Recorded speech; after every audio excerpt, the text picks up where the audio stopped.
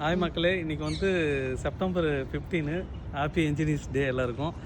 நிறைய பேர் வந்து இன்ஜினியரிங் முடித்து இன்ஜினியரிங் வேலைக்கே போயிருப்பீங்க. அது இல்லாமல் நிறைய பேர் இன்ஜினியரிங் முடித்து வீட்டில் ஹவுஸ் ஒய்ஃபாக இருப்பீங்க ஃபேமிலிக்கோசம். அவங்களுக்கும் இந்த நேரத்தில் என்னுடைய இன்ஜினியர்ஸ் டே.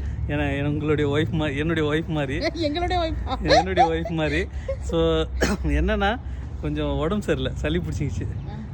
நான் எப்படி வந்து இன்ஜினியரிங் முடிச்சு வந்தேன்றதை குயிக்காக ஒரு சொல்லுவாங்கள்ல டீசர் மாதிரி சொல்லிடுறேன். 12th வந்து 864 நான் எடுத்தது.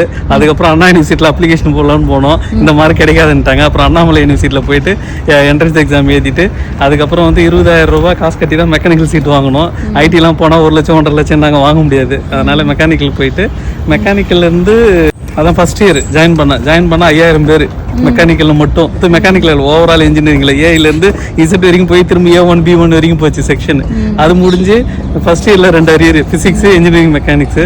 M3 வந்து அரியர் வைக்காதவனே இருக்க மாட்டான்ற மாதிரி M3ல அரியர் வைக்காமல் தப்பிச்சு போனதே பெரிய விஷயம்.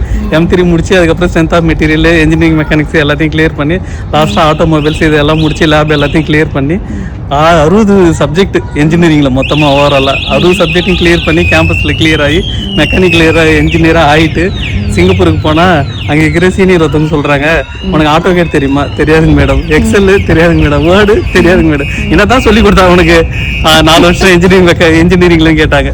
ஓகேங்களா? இது மாதிரி என்ன மாதிரியே நிறைய பேர் படித்து வெளிநாட்டில் இப்போ வந்து மெக்கானிக்கல் இன்ஜினியராகவோ எலக்ட்ரிக்கல் இன்ஜினியராகவோ இன்ஸ்ட்ருமெண்டேஷனோ நிறைய டிபார்ட்மெண்ட்டில் நிறைய இன்ஜினியர் ஆகிருப்பீங்க. நீங்கள் எல்லாம் இப்போ எப்படி இருக்கீங்க? நிறைய பேருக்கு வாழ்த்து சொல்லுங்கள், கமெண்ட் பண்ணுங்கள், ஷேர் பண்ணுங்கள். Happy engineers day again to every one.